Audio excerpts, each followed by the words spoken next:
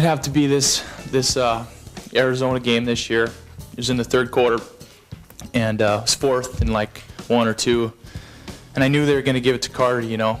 So I just kind of keyed on him, and I got a good read and came up, and Rico and I got the first hit, and then Rico finished it off, and we stopped him on 4th down. I thought it was a big momentum changer in the game.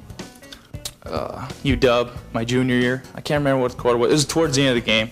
Anyway, I came on a blitz, and they didn't pick me up, and I kind of just got there right as the handoff was happening. That was pretty memorable too as a junior. I don't think people that don't do it don't realize it, put it that way. It's hard to explain, you know, hey, I got to go practice, or I got to go lift, or I got to go run, and then plus I got to study. Yeah, everybody, yeah, you know, whatever.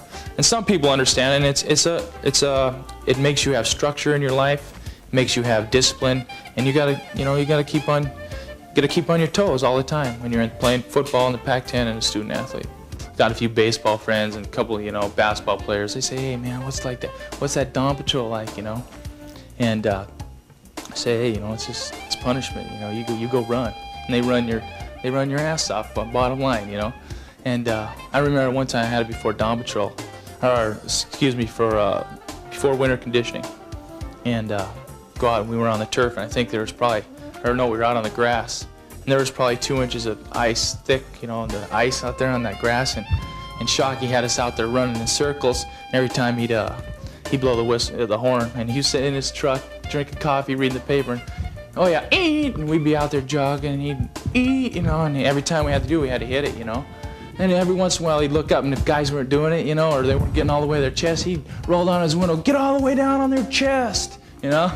That was kind of, you know, it's a memory. It's kind of, now you look back on it, it was kind of fun.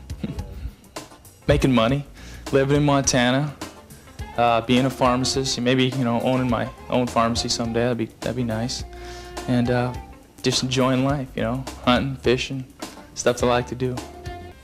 Hey, I can remember one thing. We were here, I think it was our first week of practice. He was a linebacker, and I was a fullback. Where, you know, it was Freno was my coach, and he recruited Rico, and he recruited me. We were out there on the turf one day, and we were running a fake punt, and he wanted to run the fake punt. He's a defensive linebacker, and he wanted to get the ball in the fake punt and run it because he thought he was a fullback in high school. See, he thought he was running, but he wanted to get it. He wanted to impress the coaches. And he goes, I'll take this one. And I go, what? I said, he goes, the coach said, Cory, you take this one, you know, get the fake punt. And Rick goes, no, I'll take it, you know. And I go, what? You can't run. He goes, yeah, shut up, you Montana. He called me a Montana hick, and I'll never forget, you hick. I said, what, you dago? We were starting to kind of fight, and I remember that day, and he remembers it too. And since then, we've been, you know, best of friends. But it was kind of neat.